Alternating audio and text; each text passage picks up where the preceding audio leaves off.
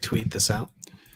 Yeah, we should both tweet it out. Hey, we're live. Jim Turner's here. Look at that, edging on 50K. Yeah, I've got the link down there too. If you guys have not backed Earthworm Jim, dang, Bigfoot Bill 2 on Indiegogo, I have the link in the description. More importantly is George Alexopoulos, who's my guest, who's a failure on Kickstarter. I put the link to his channel in so we can give him a win with some subs. So go over there and sub to his channel because he's under 1,000. We got to get him up to 1,000, guys. Jiminy Cricket's here. Jiminy Cricket's here. What does the world come to? I wonder if his real name this is headline. Yeah, George on failure. All right, I'll tweet it. Yeah. I just thought it'd be fun. Come on. It's yeah, I understand. You have to have a sense of humor about these things, even though it's morbidly crushing. No, it's okay. We'll talk about it. I have a healthy position on failure. Yeah. Well, every artist should. So let me tweet it too. Here we go. I'm putting George on failure. Join us live. Okay. I'll just repeat that. Yeah. And one thing that I really like about you is you're a real artist. You do crafts and stuff like that, which I was always into also. You do little paper crafts, the ghouls and ghosts thing you were doing. Oh yeah. I don't know. There's a sort of antsiness when I start doing something too much and I get very comfortable with it. I feel like I stop growing. So there's a strange itch that happens with me. It's like, okay, time to learn something else now. Time to make something have fun. I'm drinking Gotta Get Up to Get Down, this gnarly, dark, awesome beer. And I just now had dinner. The lovely beloved Miss Maple made a chicken curry. Ooh, over rice. Ooh. I just got a warm belly, George. I've never been happier. So tell me about what happened with, I want to talk about failure, not getting what you wanted. And it didn't work out. That's, yeah. Because you just did a Kickstarter campaign and it's public failure. So like you put the word out, hey, everybody, and you're all optimistic before you launch the thing. Mm-hmm. When did you pull the plug? When was that? Yesterday morning. It was, it's so, I still don't understand the exact thing that happened, but I go by gut a lot of the time, and it's not something that just happened suddenly. I had been working on the Kickstarter campaign for months, ever since I shipped Mary Sue 1.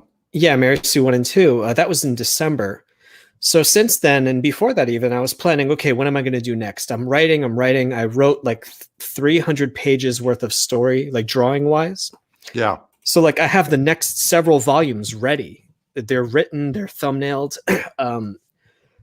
There was something very, very wrong. Like, okay, so I was listening to the feedback of some, what people were saying about issues 1 and 2 and how issue 1 was very talky, lots of dialogue, and issue 2 was lots of action. Yeah.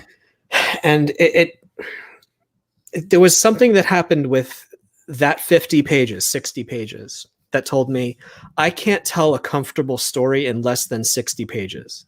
Fact. It's just like, I can't set up a good fight unless there's lots of talking. And the next volume was 180 pages. And there was like 100-page stretch where there was nothing but talking. It was, I thought it was good dialogue, but there was no like explosions or robot fights or anything like that. And I was trying to tell myself, like, how do I sell this book? Because the way that I've been selling, or I've seen people selling previous books, is like, I can't ask for, $30 for just a bunch of talking. People are expecting action.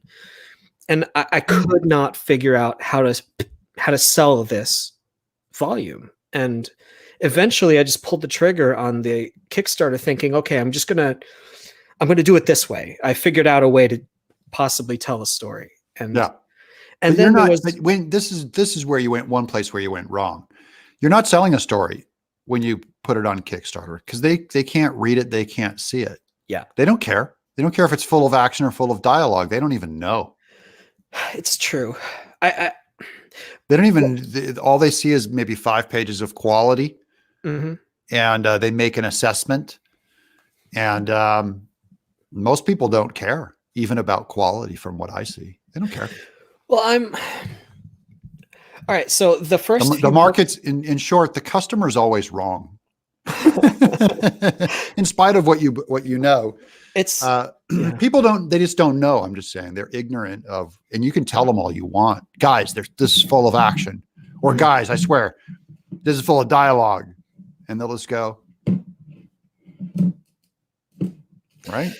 It reminds me of like, okay, so Akira Kurosawa is one of my favorite directors. And of course that, that's Everyone's favorite. All film snobs love Akira Kurosawa. I love him.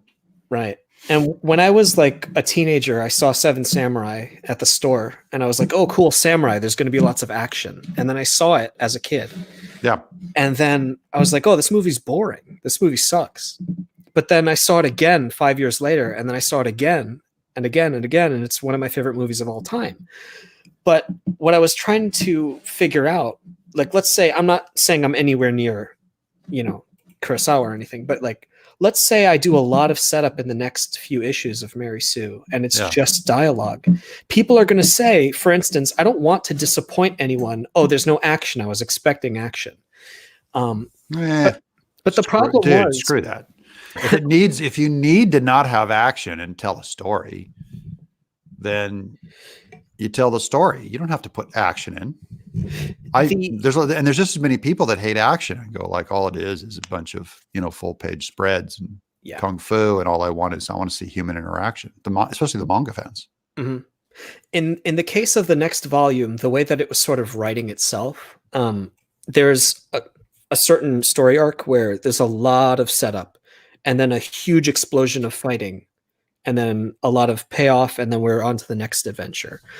But what was happening is that I had to break it up, because if it was 180 pages, but again, people don't care, right? Right. But I was trying to figure out, how do I pay myself to do those 180 pages? Because that's like, I don't know, 6 months of nonstop work. That's right. For me, at least. And I had launched the Kickstarter at 15,000 as a minimum. Yeah. And that was a shocking number. And that is steep. And I don't think I have enough readers to float that. No. And 15,000 is just a minimum, really, because if you take into consideration all the other costs and stuff, it's like I'm paying myself actually not a lot of money to do like really heavy work. And something was telling me there's something wrong. Maybe I just need more readers. Maybe I need to wait 6 months. Maybe I need to do a smaller story in the meantime. Or like Piccolo, who did Icarus and the Sun, he waited 4 years.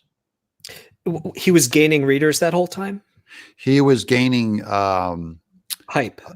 Yeah, Instagram subs until he got up to 2.5 million. I mean, then he went and dropped his book online and raised about 200 grand in one day. Yeah.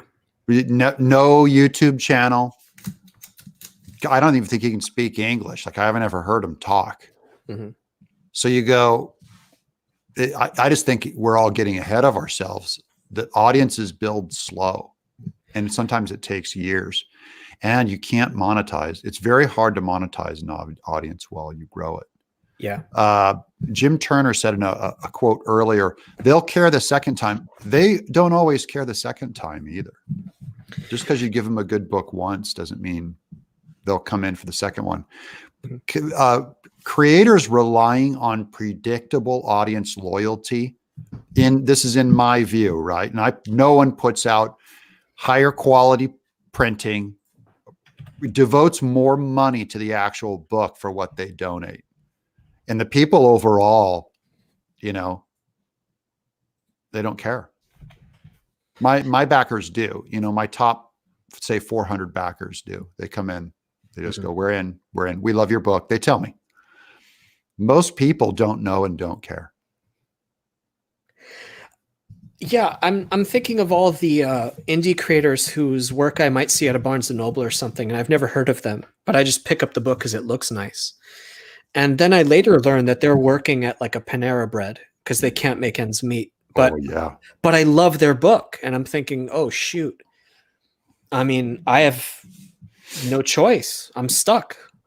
There are certain shortcuts that we thought existed, but that's part of the reason why I canceled the Kickstarter too, is I realized those shortcuts are actually death traps. And I don't want to say too much, but it's like, I don't know, Indiana Jones. Philosophically, a shortcut does not help you.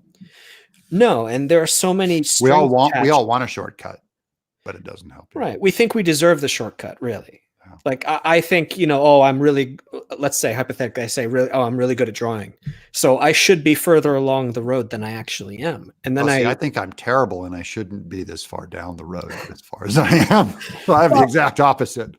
I've had nothing but success. I mean, I have failure too, but I'm just saying because I keep trying so many different things, that something will succeed. It may take years or whatever. Yeah. But I just think artists are really alien to your experience now. When they're putting together a book, this is my warning. I wanted to bring you up and talk about your failed Kickstarter, because this is what most small-time guys can expect.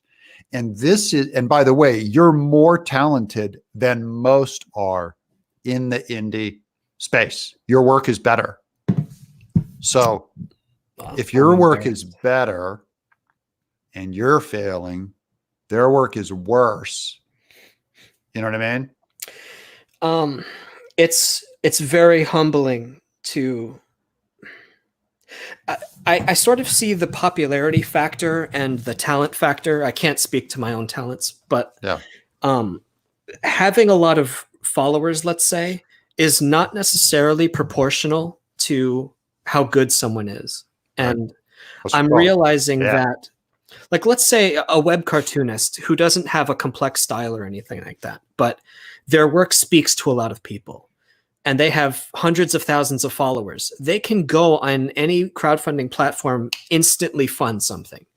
Yeah. And that's just because they have a lot of followers. And what I have been realizing for several years is just the world is not fair. There is such things as just, I don't know how to put it. Like, you have to keep trying, and sometimes what succeeds is not always what you planned. And it's a sort of posture of, okay, the world's not fair, and you realizing it doesn't help a damn thing. No, it doesn't make it any more fair. So now the question is, what will you do? Because you failed. So what did the first Mary Sue, what did you ask for and what did you raise?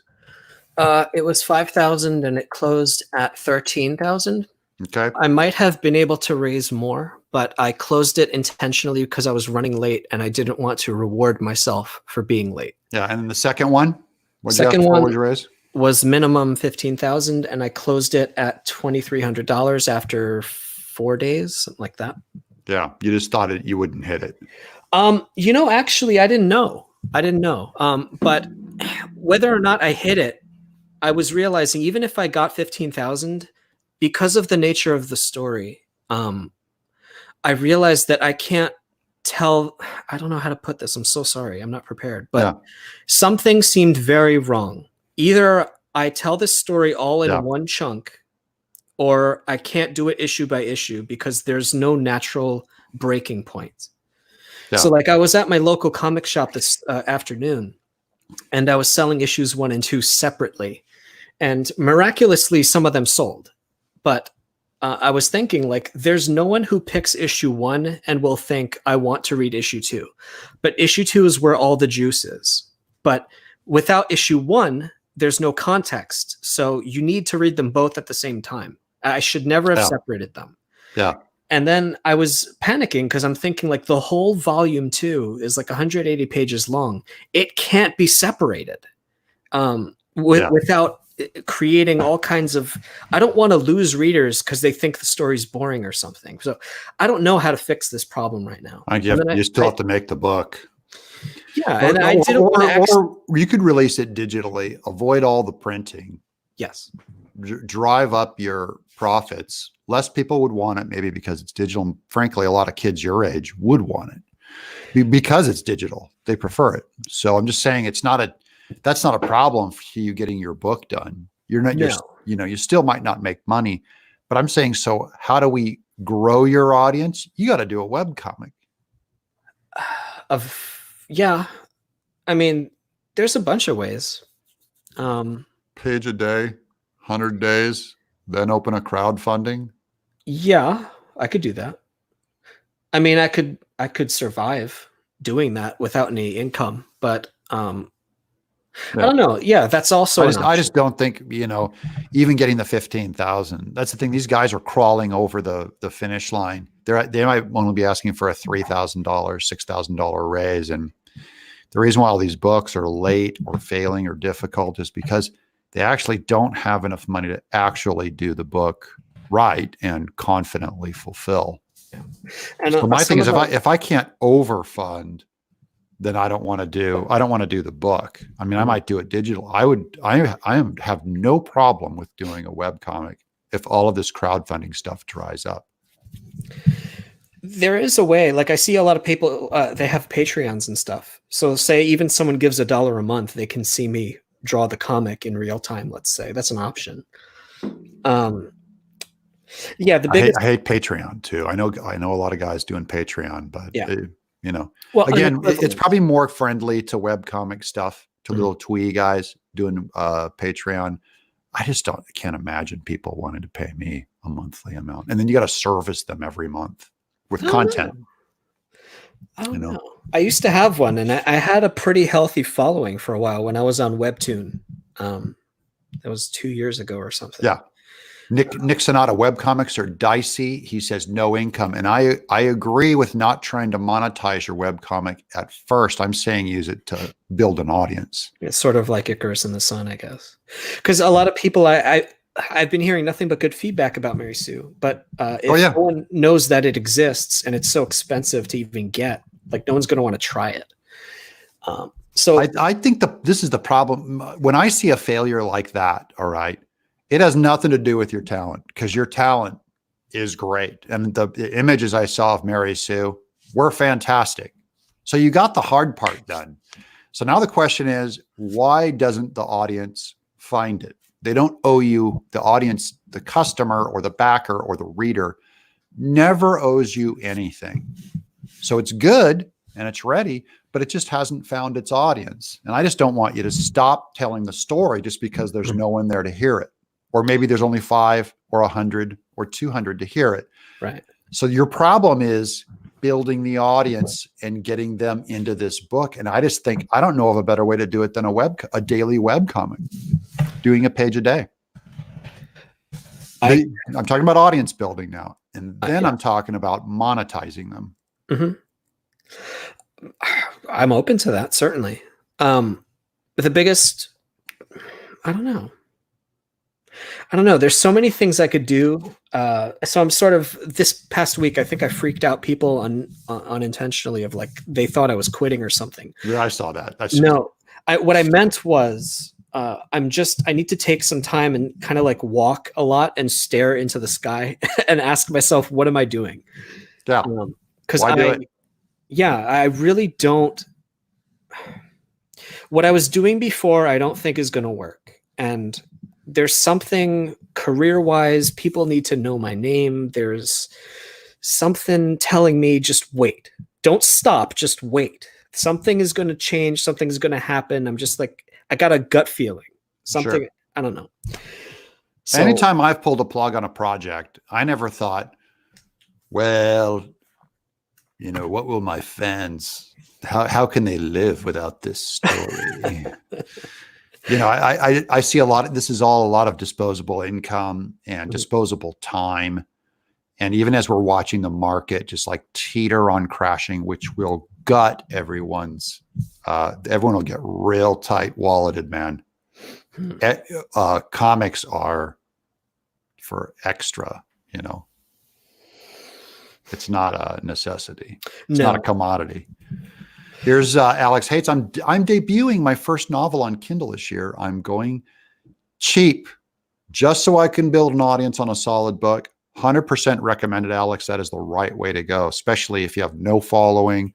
you're a kind of quiet guy and you're a musician and stuff, that I think you can build a great audience giving away your first book on Kindle.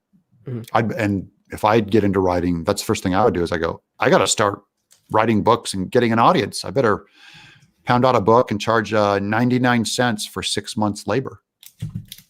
That's what I do all the time. I think when we talked last, we mentioned, or did I mention a book called Console Wars? Yeah.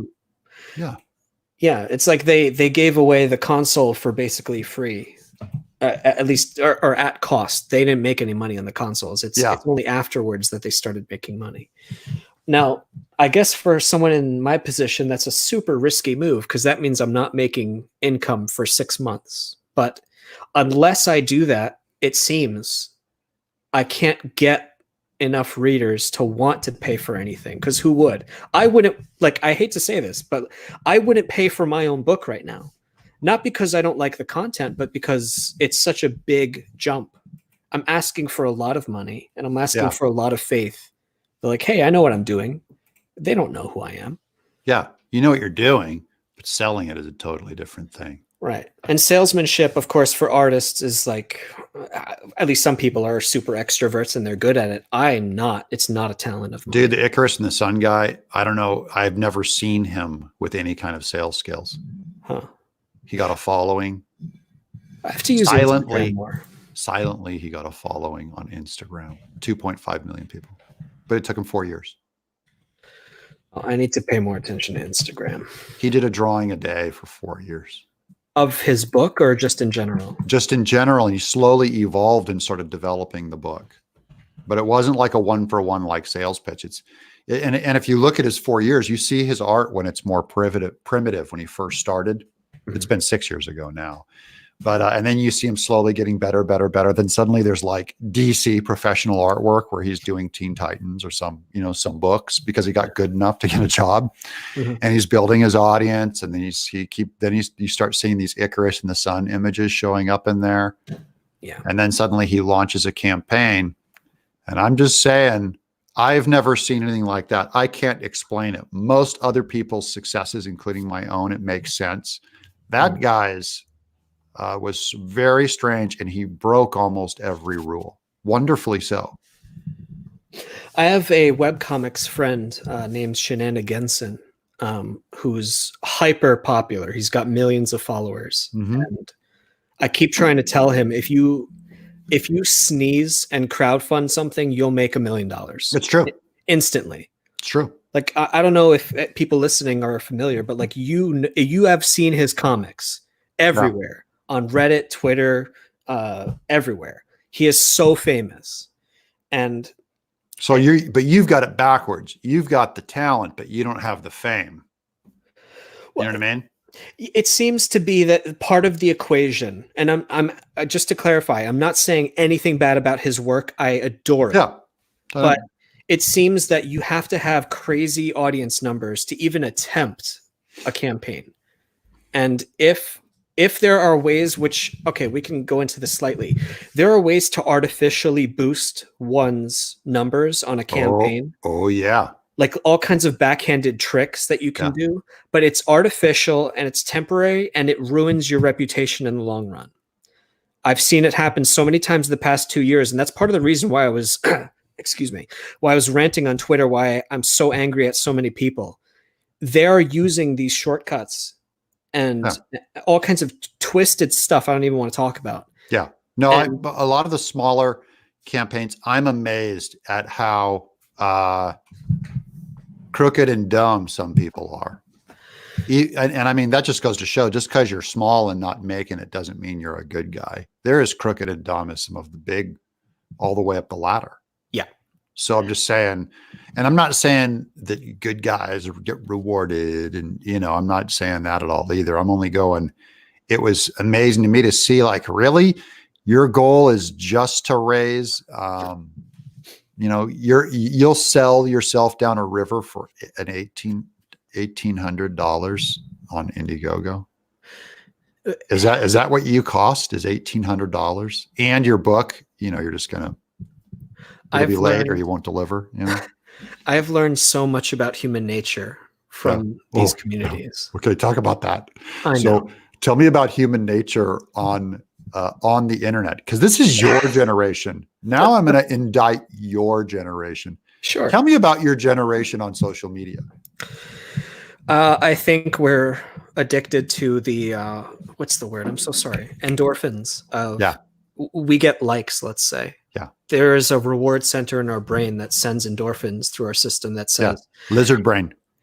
Right. I think we talked about this. Forgive me. No, it's okay. It's basically, even if I misbehave and I get rewarded for it, my brain convinces me, hey, you should keep doing this. Only because it's like a Pavlovian response. I feel pleasure chemicals when I do this thing, whether or not it's morally good. My brain is still telling me keep doing it. So you're actually creating neural pathways. Yeah, it's an addiction. It's just like eating sugar and fat and having sex. It's like it creates pleasure centers, and you reorient the brain. You rewire the brain. And your brain keeps telling you, I want more of this. It's good. Whereas in actuality, your brain doesn't tell you whether or not it's right. So morality operates separate from chemicals. Pocket Jack's comment says, I thought the same thing, Doug. You sell yourself for that. I know, right? Preston, at least sell yourself for, a good $500,000 if you're going to do it. I mean, honestly, like I'm always, when I was starting out in the games industry, I used to do work for free. And then I realized, wait, I should be charging people. And then I kept raising my price, and I realized I was undercutting myself for years. Yeah. I love doing free work. I love it, and I recommend it. And all your generation that says never do free artwork, you're full of crap. Always do free work. Well, because it shows a level of, it doesn't show a level of shame. It shows a level of confidence. It's like a drug dealer. You go, this stuff is so good, I'll give you the first one free. That's how confident I am it's going to hook you. So I never had a problem with doing free stuff. And then when it's time to charge, I charge whatever I want. It doesn't mean they'll pay it, but I have my price, There is a point where every artist has to tell themselves, even like with dating, you have to say, I'm worth it. I'm not going to just let myself think that I'm not valuable. You shouldn't be dating that person anyways. That's different than a monetary transaction. I'm not talking about someone's self-image. No, it's a valuing of what I do enough to say that I do something that's worth being paid for, and I've been taken advantage of enough.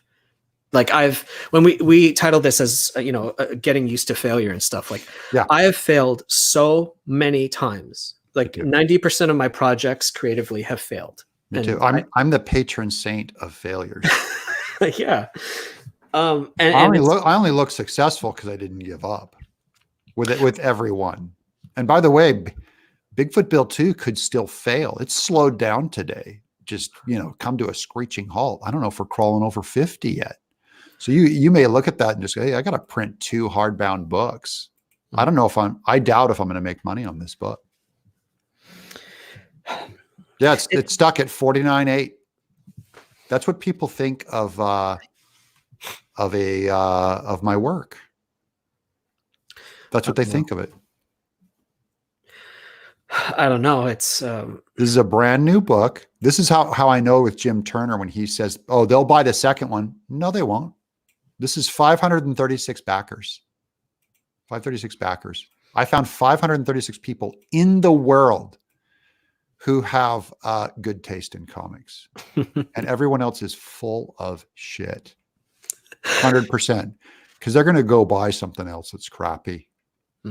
So those people that came in, I have a lot of, I don't know about respect. It's more like worship. It's like I go, you guys, you get it, and you're, and the other people that just kind of, I had a guy say, I love your work. I'm not coming in until you finish the first Bigfoot Bill game stretch goal that you promised. I went, Guess we're not book fans anymore. I don't know.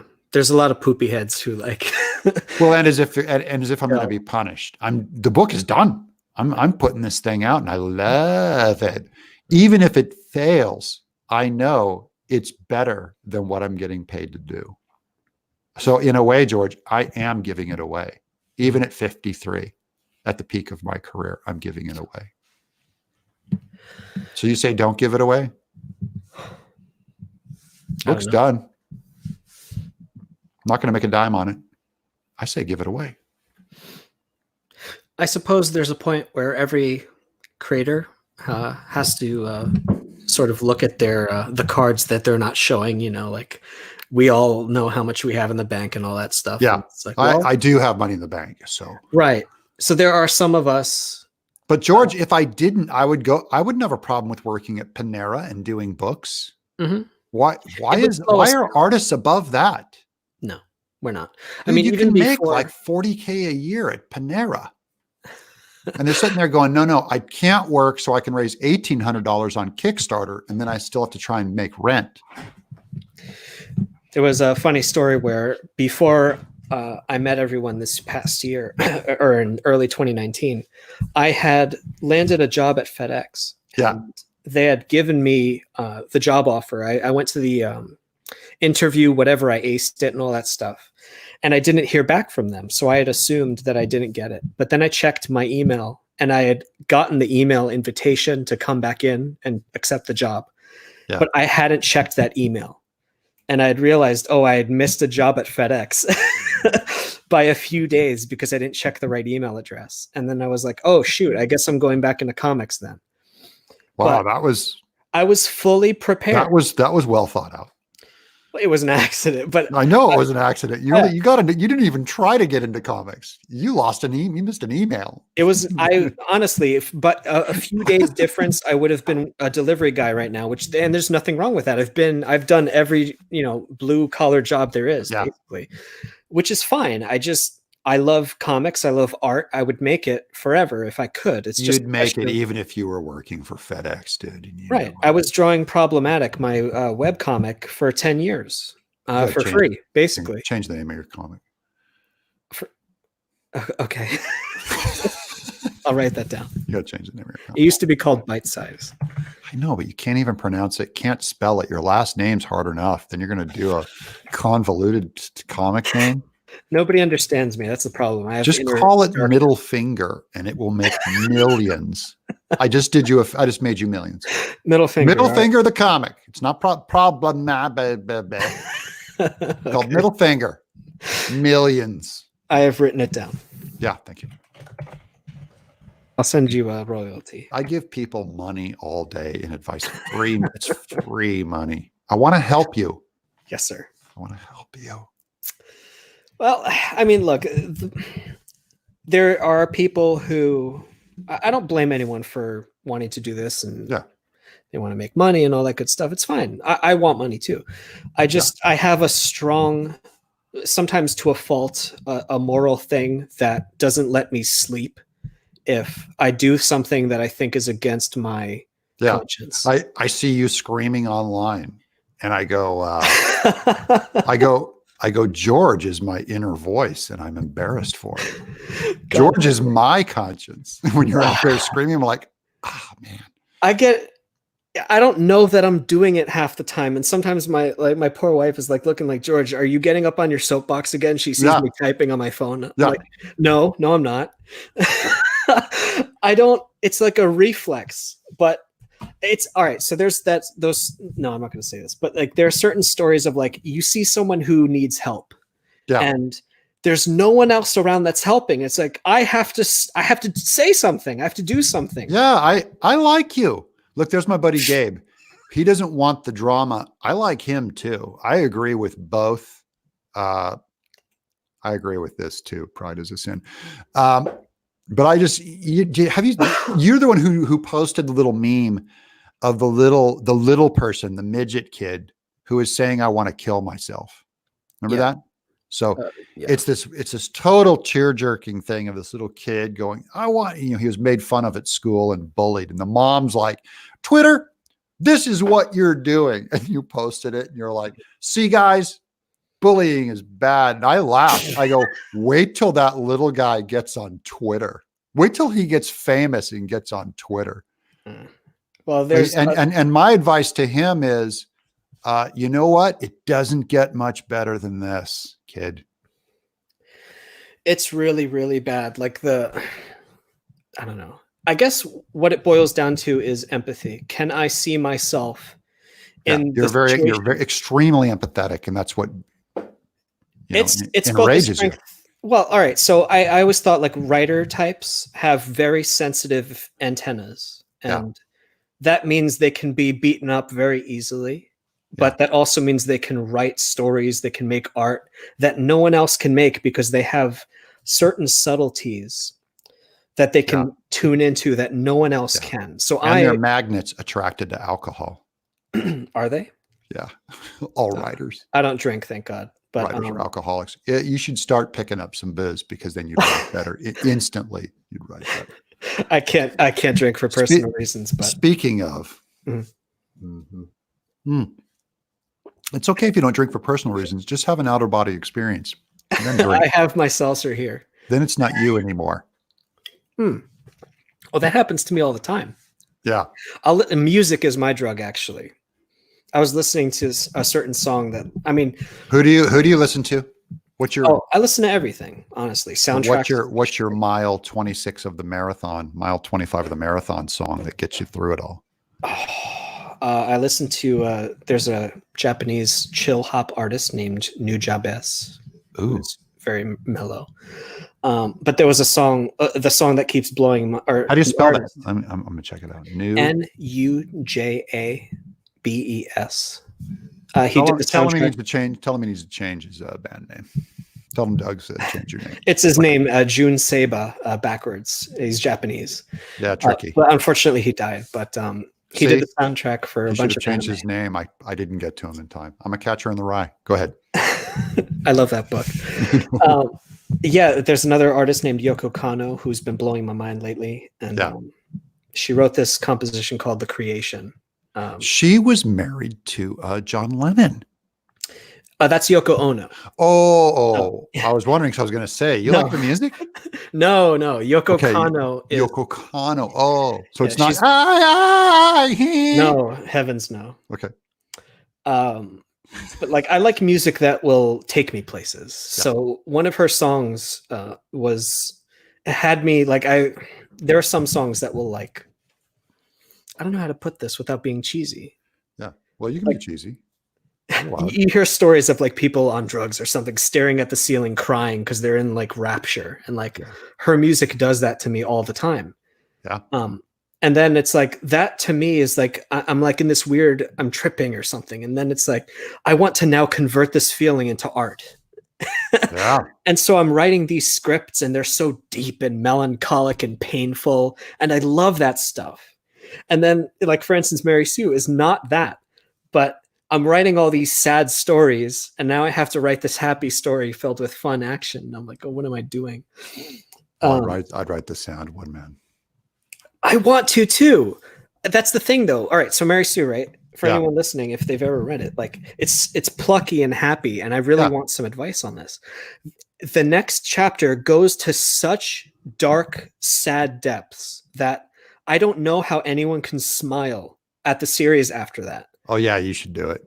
I want to do it, but then slaughter your sacred children. That's an old writer's. Slaughter it. I don't know what to do, because a lot of people praised it, the first two books, for being so happy and fun. Screw those people; they're wrong. I don't know what to do. Trust me, because when you write from a place of that kind of gut passion, it becomes more unique and more you. And that's what you fear, is like, man, this is breaking the rules. I thought like plucky genre has to remain plucky genre. Mm-hmm. Really. Bigfoot Bill has like heart-wrenching heartbreak and like real human emotion. And then it has a fart joke. So it's like, I'm so inconsistent with my stuff, but they're also more like people I know, where, your friend will tell you about how like their mom died of cancer or something, and you catch yourself looking at her cleavage. That's more like real life. I see. You know what I mean? Yeah. It's like, it's a car wreck. It's more, that's kind of what I dig about Coen Brothers too, is it's more cacophonous. And I think they're making a statement about life, that things aren't all smooth and plotty and they don't stay on topic. No, it doesn't have to make sense, I guess. Yeah. Because really, their movies have always been like visiting friends for me, more than I'm gonna watch a story unfold. The story almost doesn't matter as much as I just want to watch these characters in their world again. Yeah. Um, Yeah. They take you somewhere you want to go and have you be with some people you want to be. This is my obscure Japanese chill guy is Okudo Tamiya. I'll write that down. This is his album 30. It's from the late 90s. I got it in Japan. He's a killer. He sounds like Bob Dylan and Rolling Stones, but he sings in Japanese. He's a Japanese artist. Oh, and he's produced by the lead singer of Jellyfish is his producer. This big 90s kind of Beatlesque band. Very good. Not familiar. So you're sitting here in this in a difficult place. It sounds like you're between a rock and a hard place. It's uncomfortable, especially because I am where I am in my life. Like, I don't want to get into specifics, but like, I'm just not in a great.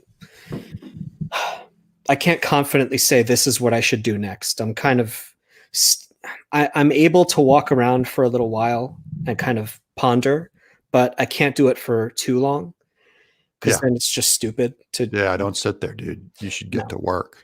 So look, I mean, for anyone listening, like, I'm really sorry. Either I'm going to keep drawing comics and that'll be my full-time job, or comics will just be the thing I do on the side. And I don't know for how long, but go get a job, George, and do it on the side. I guess so. You will be the most liberated ass-kicking artist when you don't have to pay rent with your art. Yeah, because people make bad decisions when they're desperate. And hold on one second. Sure.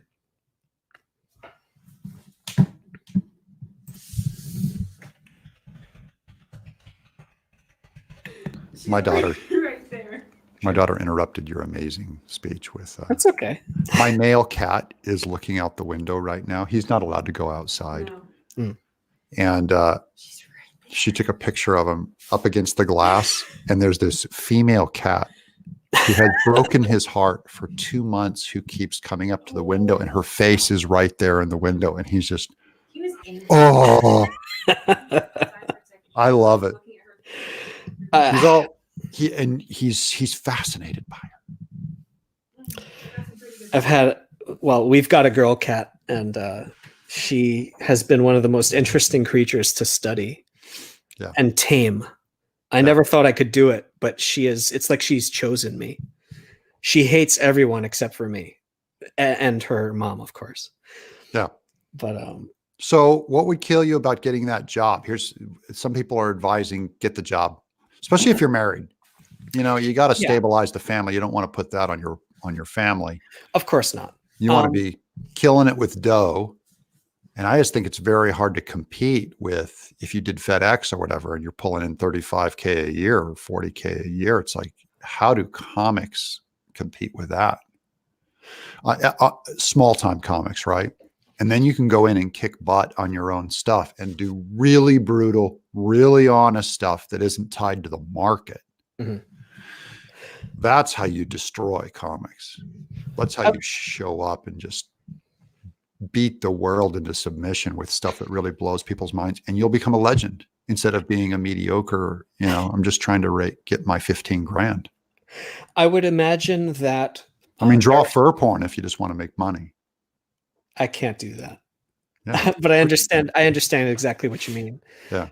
There are certain, concessions that I might be tempted to make and I wouldn't judge someone who did that, but it's not for me. And I guess what I have to ask myself is, I have all these stories written already that they're written, they're just waiting to be drawn. And I'm asking myself for years, do I have to draw them? Can I just illustrate and write the stories like prose and then just do illustrations? Would anyone read those and enjoy those? I don't know. Hold on. I got a guy. This is going to be good. We got this trashy guy here slumming. This kind of sounds like a cash grab. Speaking of cash grab, support cash grab on Indiegogo. This guy's helping. This guy's helping. So what do you think about when if you compromised, I don't even want to call it a compromised, if you practiced another discipline of, say, fighting on the internet or raising spike dollars, you could get $120,000, $150,000. I could. And what scares me, actually, I guess I'm not prepared to go into this right now. So I hope I don't say anything I regret. But don't say anything you regret. No, I'm speaking from the heart, so my conscience says it's okay. Sure. I have the same tics that the people that we dislike have. Oh yeah, that's universal. The only difference I would say is that there's something else in me that says, don't do that, because you're going to hate yourself and you're not going to respect yourself. Your family's not going to respect you. You're going to turn into a completely different person. It's sort of like, I'm trying to think of a better example than Scarface, but like someone who could have been a good person, but they started going down Breaking Bad, forgive me. Yeah. He could have gone this way, but instead he kept taking the dark side path. And eventually he ruined his own life, his family's lives. He ruined a million lives around him. And now he's just got an empire of dirt. Yeah. And he did it to save his son's life. You know what I mean? We use our family as collateral all the time. Yeah. Hey, I got to pay rent. I got to do fur porn because I have to pay rent. That was the conceit of the show, is like, how can I make a good person make genuinely ethical decisions, but keep, like, he had cancer and stuff, right? How's he going to pay his bills? Yeah. And then it's like, okay, well, he keeps making bad decisions. He could have gotten out, let's say, maybe, or he kept going deeper into the hole. And then, like, for instance, I won't say specifics, but there were a couple times these past weeks where I really, really scared myself. And I was going to do and say things that there was no turning back from. And I told myself, like, nothing illegal. But but the Bible says a fool gives full vent to his anger, but a wise man keeps himself under control. Yeah. And a fool gives full vent to his anger. You don't want to do that. It would seem that even strategically, you don't want people to know that you're a hothead. I'm a hothead. So am I. But that doesn't mean I have to behave. I'm Dutch. Of course I'm a hothead. That's a total racist statement. Well, I'm Dutch. Of course I'm a hothead. All Dutch are hotheads. What a bunch of flat-headed psychos. Sorry, go ahead. No. Oh, we hit 50K. Gabe. Congratulations. Gabe. Oh, 50K, baby. Guys, thank you so much. There's plenty of time too.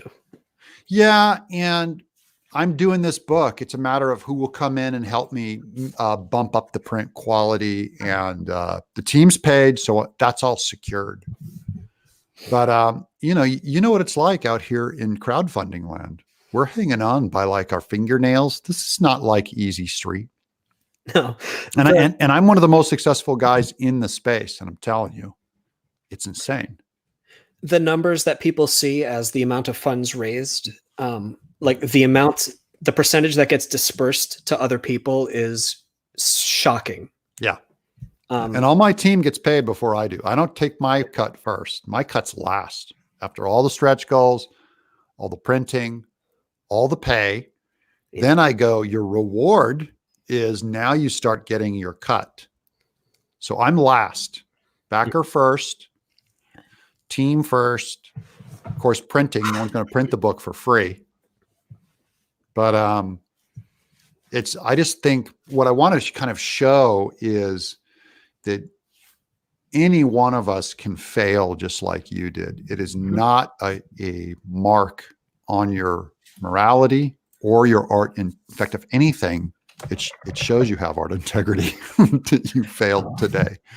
I'm okay with accepting and saying that I've failed. I think the only thing that really bothers me, the mockery is annoying. But I'm telling you, dude, that's just part of the drug, dude. Yeah. Eat it like frosting. Be the martyr. I love it because I think you're being tested to see how bad you want it.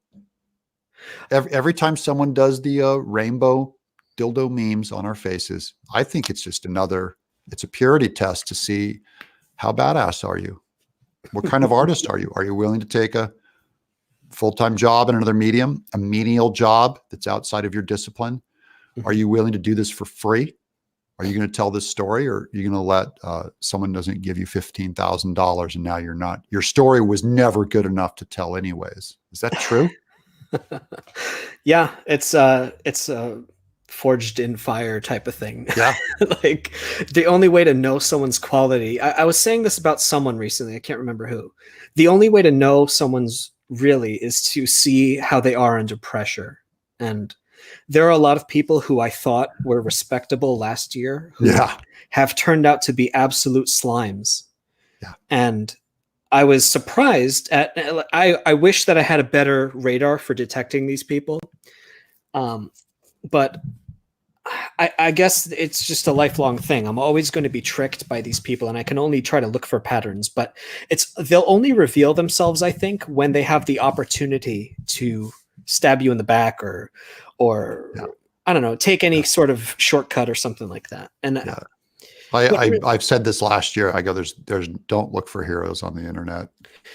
No, and not in real life either, because I think everybody has a price, and in business especially, like there are people who will say that there are friends, and in Greek we have different words for friends, and there's different levels of friendship. Let's say, sure, I can be friendly to a whole bunch of people. That's fine. That's more tied to respect and hospitality. But I consider a friend like as close as family, let's say. Yeah. Friend is a really important word to me. So I don't believe anyone I've ever met online who I don't know their name, I haven't shaken their hand, I haven't looked them in the eye. I don't believe they're my friends. I expect them to betray me at some point. You need some real life in there. Yeah, it's one of my anybody. best friends is Reagan Lodge, and I've seen the whole internet turn on him, and then he's since recovered or whatever. But your friends are the ones that are with you when everything goes south. Yes, and the friends that I made in the last couple of years, you see it all go south, and man, they gone, and you just go, oh, they didn't stand the test of fire, which. You learn who your friends are. You're one of my friends too. So I'm happy about that. Dorman, $362. Thank you. Beware of fair weather friends. They're snakes. And dude, you can't tell them apart till the storm hits. That's the fair weather friend. It's Alex, Xenomorph, $2. Michael, I'm not going to read that, guys. I'm sorry. But thanks for the $2. George, I disavow, says Matt Reese. I love Matt Reese too. I love all Fresher Luke is another ass kicker. I love these guys. What happened to Reagan was insane and despicable. That's right. He was nailed by Antifa, and a ton of his friends. He learned who his real friends were there too. Whole lot of I learned more over the last couple of years, and I'm always happier when I'm closer to the truth. Like you learn about the truth over time. And there are people I really value because they went through hell with me. And there are opportunities to get to know a person's character. There's there's a million sayings of like, if you play a game with someone, you'll learn if they're willing, what they're willing to do to win. Yeah. It's a question of trustworthiness. Like for instance, if something good happens to you, they cheer. Yeah. And if something bad happens to you, they mourn with you. Yeah. Whereas a secret jerk friend will do the opposite. Yeah. They want you to fail. They rejoice when you fail. And I don't know. That's also a lot of that's human nature too. I know. It's bad. Oh, whoa. Here we go. War campaign. Get a job. Work will set you free. Yeah, I have worked and I will continue to work in my life. That's true. Yeah, nothing wrong with a good day's work, man. Nope. Sometimes you got to pay the bills. Sometimes you got to pay the bills. I don't know. A lot of these jokes are like, they have no idea what they're talking about or who they're talking about. But who can really know the struggles of another person? So yeah. it's such ignorance, and I'm perfectly happy just telling myself like ignore ignorant people. You can't ignore them. They're in your face all day online. So once you expose yourself publicly, which they created that on Twitter, Sure. they created that. Yeah. You'll get this for years, forever. I will have this as part of me. That's what you get for going online. That's what you get for being public today. Well, teasing is one thing, and then breaking laws is another. So we're going to see soon enough where that line is. So I'm waiting for that one. We're going to find out.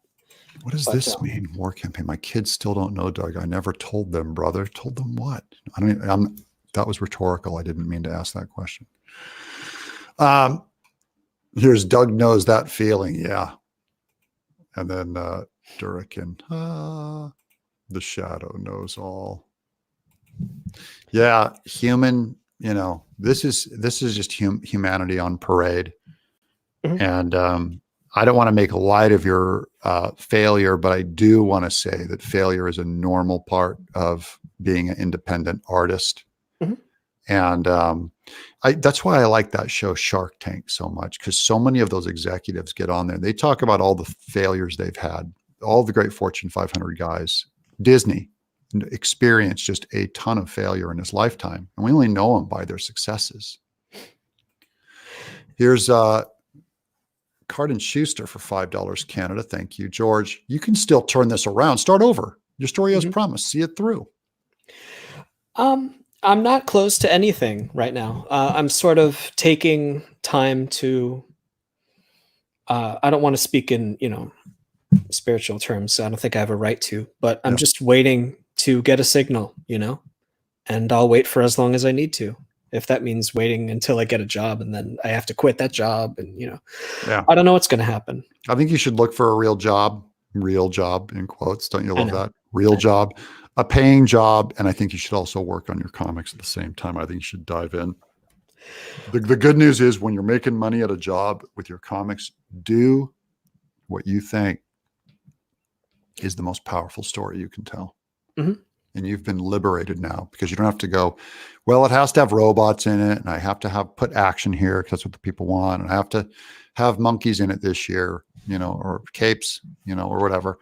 Suddenly you're free to do the greatest thing you know how to do, because your bills are being paid by delivering mail. I'm okay with that. It's incredibly liberating. I've really resented sometimes being a professional artist for 30 years. A lot of times my purest ideas came when I was in manual labor. That's also true. Yeah. Just even working like this past few days, I'm exhausting myself physically. I'm doing things that make me use my body. That's good. Lots of the equivalent of working out, let's say, doing things that need to be done. And that helps me think. It just works. I actually have to do my 140 crunches tonight, but my belly is full of chicken curry. So that could be a bad move. No, can't work out after a meal. If I don't wait long enough, if you know what I mean. Here's Dorman for $2. It's better to try and fail than never to try. That is true too. No. And better to go for it. Earlier on Twitter, I mentioned this, and I told you this too. In game development, they say fail quickly. Because that's my friend Mark Lorenzen said that. He works for EA. That's what they say. Yes. They want to save the money of having a prolonged failure. They want to know right away if an idea is bad. So fail quickly is a word that they say a lot in game development. Yeah. And so even after a few days of this campaign running, I just knew something was wrong. And I just decided, look, I'm going to be a little embarrassed, but who cares? It would have been way worse if it got funded and then I delivered a product I wasn't proud of. So I think your instincts are right. And I think you did what's right by your art, and frankly, what's right by your career, by pulling the plug on it and then rethinking it. Because this is the other thing is I don't want people to fear failure. No. I want you to go and crowdfund things. If you want to open up Mary Sue again next month, you're free to do it. And you shouldn't fear. Just don't do anything in fear. Who cares? What's the worst? Who cares? The only consequence is mockery. And if you can't take mockery, I don't know. just don't let anyone ever learn your name. Yeah. Don't ever put anything in the world. I mean, I've been mocked my whole life for various things. It sucks, but Uh, honestly, like the people who are the types to tease, I've noticed, don't ever achieve anything on their own because they're afraid of their own nasty. They can't receive what they give out. We call them glass cannons in gaming. yeah. They can dish out all this punishment, but as soon as you touch them the wrong way, they shatter. Yeah. I've noticed there are a bunch of glass cannons around. Yeah. The more subscribers you have, Right. Even if it's but 1% of the population. you got a glass jaw, buddy. Fresher Luke, good insight, George. Having pulled the plug on my own campaign, sometimes taking a step back is the best move, says Fresher Luke. I agree. Yeah. Just need time. You got to have a good feeling about it. I don't know. Yeah, it's tough. It's just tough. It's just part of it. It sucks. But, I was always amazed that people would pay me at all to do art because I came from manual labor. I thought, I hope I can trick everybody into paying me, because I really thought like this was all optional. And now we live in a time when people do spend a lot more money. They have a lot more expendable income, which could change if the market turned around. I mean, this crowdfunding stuff will just go away almost overnight, is my feeling. I just don't think people pay that much for entertainment, or they'll put it to other stuff that has, more value to them or has easier access. But I just thought, when I get paid for something, I think it's almost a miracle. Like what we've raised on Bigfoot Bill 2, I'm like, I can't believe it. I don't think anyone absolutely has to have this work. And so that they're giving me this, that really awakens the, it's like awakens a bull in me to like just start pushing and fighting and working twice as hard. And then I feel bad. Like I'm not good enough. I have to get better. I guess that's good though, because it reveals a self-introspective character that you're always like, no matter what you do, you're always going to be asking yourself, like checking yourself. So I would always think that's a characteristic in someone that I would want to, let's say, I don't know, that's someone I could trust, as opposed to someone who just does things and never thinks about it. That's a bull in a china shop situation. Yeah. To all my mods, all these guys flying the rainbow, Doug can handle ridicule. You can tell by all those people getting deleted. I want all my mods to can all these guys, not because I care, but because I don't care. No, I say this on Twitter too. Not everyone, like anyone has freedom of speech and whatever, but you don't have the right to interact with me. If like I can be in public and someone can't just walk. It's a free market. It's a free market both ways. You have the right to talk, but you don't have the right for me to listen, sort of. I'm trying to say that a better way. But like, and I don't mind, by the way, and I don't mind if you guys like seeing this stuff in the chat, then you guys can leave it. If it's entertaining to you, then leave it. I don't care. So I'm not telling you guys to do anything, but I do want the chat to enjoy their time on my show. And so if you don't like it, then hit the hammer. Well, there is such a thing as being silly and making, having lighthearted fun. But like, there are some jokes that people that threw at me recently where it's like, you have to be my closest friend to get away with saying that. Yeah, exactly. You have no right. My friends are allowed to fly the worst insults known to man at me. Yeah, but not these people. No, it's not malevolent, but these people are saying it to try to do psychic damage to you. It's like it's harassment and it's mental abuse. I saw it happen to some of our friends, and I'm just saying, guys, you step into this public sphere and you're taking that risk to just ongoing online bullying and abuse. That might just be part of your future. That might be part of the cost to see how bad do you want the art? How bad do you want to do this in public? It's the equivalent of peeing in the pool. Like, hey, I want to know that I exist. I want the world to acknowledge that I exist. And I can't earn acknowledgement from anybody. Yeah. So I'm just going to ruin it for everyone. And now at least people acknowledge that I exist. I don't want to just one guy peeing in a pool, you can get away with it. When all 800 come in and pee the pool, then you can't swim in the pool anymore. Right. So I guess the society has to decide, who's more valuable, the people who pee in the pool, or we want to have a nice clean pool and we're just not going to let those people in anymore. Yeah. Yeah. Well, So that's why. and I always say, like, if you don't like Twitter, then, and I try and block as many people as I can. If you don't like Twitter, then it's your own fault because of who you follow, because you can clean up your feed pretty quick.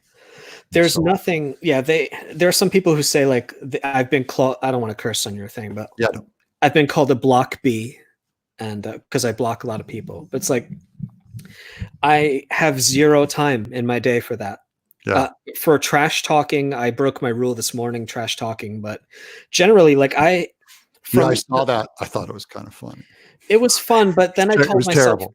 come on, George. I know it's not you. I know it's know not you. I could tell you were upset. What was I?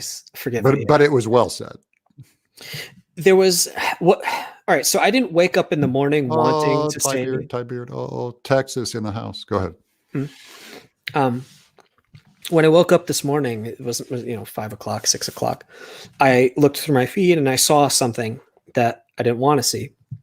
And then I responded immediately thinking, like, wait, I didn't want to do this now. It took up my whole day. And yeah. I'm like, why am I doing this? This isn't earning me money. It's not making me happy. It's not making other people happy.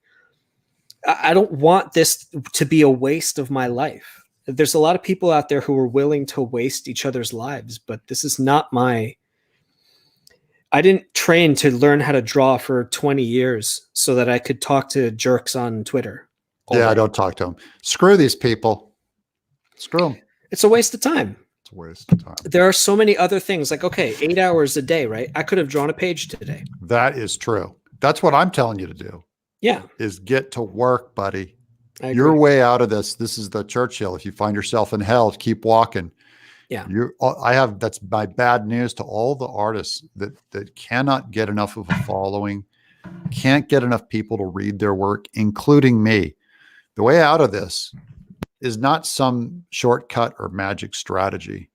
It's do the work. That's what you were put here to do. Is if you're a comic artist, tell your story and get it out there. We're all trying to be this marketing genius, and that is not our core talent. I'm not a marketing guy. I'm a comic book artist. I should be here drawing. Even if we were working for publishers and our books didn't sell a lot, they don't tell us this, but they're taking a huge loss on us. Yeah. But they're able to do that because they have deep pockets. Yeah. But because we're indie, we're taking all the risks, and the failure rate that we see among our peers is what's happening in the publishing industry. Most books don't sell. Yeah. And that's just, maybe it's like 10% are bestsellers or whatever. But yeah, for every Harry Potter, there's 1,000 books you've never heard of. That's the same in video games, by the way. And yes. It's in publishing, it's in comics, it's in movies.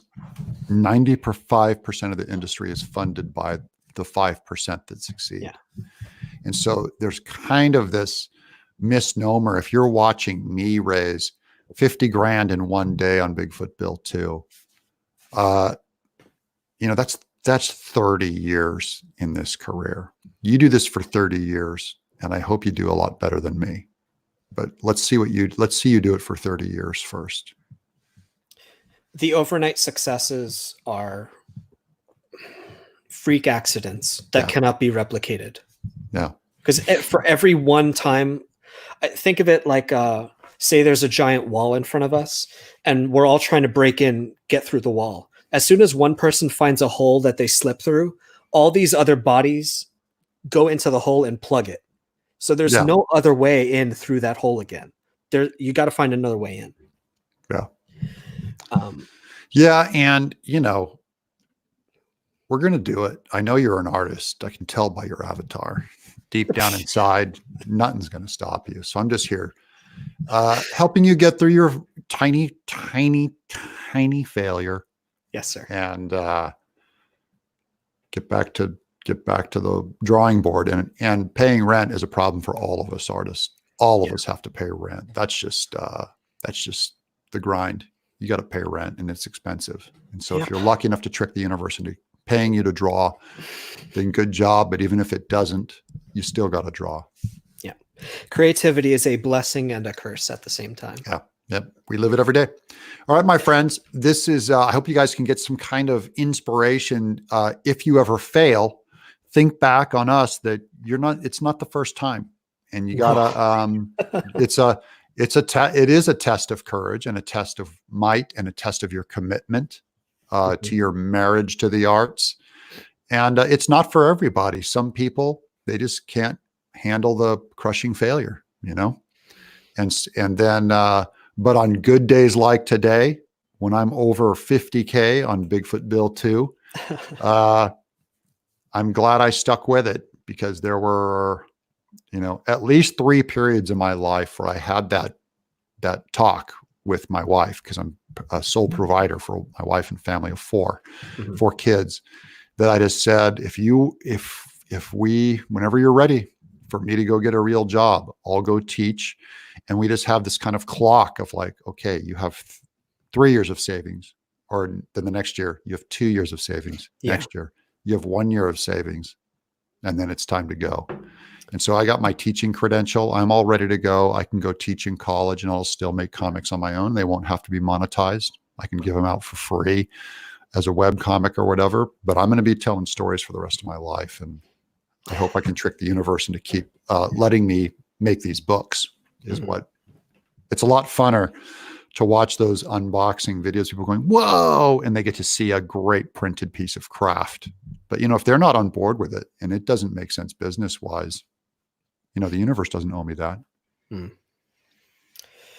Well, Ty Beard, I think Doug would make an excellent teacher. Yeah. I taught 4 years at Houston Baptist University. I taught screenwriting and graphic novels and stuff. And I actually felt bad for the students, because I'm sitting there looking at this class of 100 kids, and I'm just going like 98% of you won't make it. Actors, writers, musicians that are trying to trick the universe into a pen. Just going, there just isn't, every art department is packed with people that want to do this. So how are you and I going to be the ones that make it to get paid? Our work has to be excellent over a long period of time. And then you just cross your fingers and hope the audience catches up.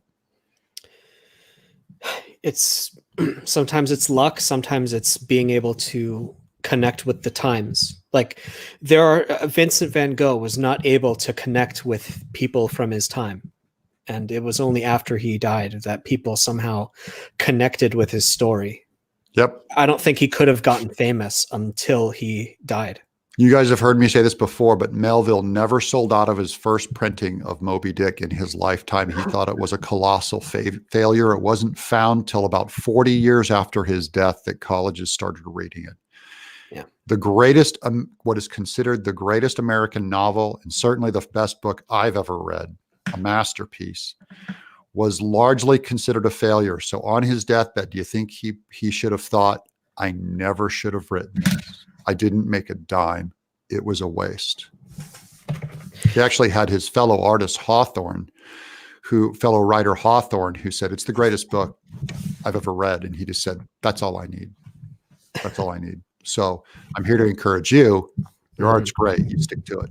Thank you. All right, my people, this has been the Doug Show. I just wanted to document some failure, because you never hear this side of the story. And I got news for about 98% of you creators. I got news. It ain't easy. So let's see what we're all made of. This has been the Doug Show. I'd like to thank George Alexopoulos. I put the link to his show. His Kickstarter failed, but it would be great to have some subs from you guys. Go sub to his channel. It's down in the description. And then he gets a win for having been a guest. Thumbs up, like it. And I'd like to thank everybody for coming on and watching the Doug Show. Thank you for inviting me tonight.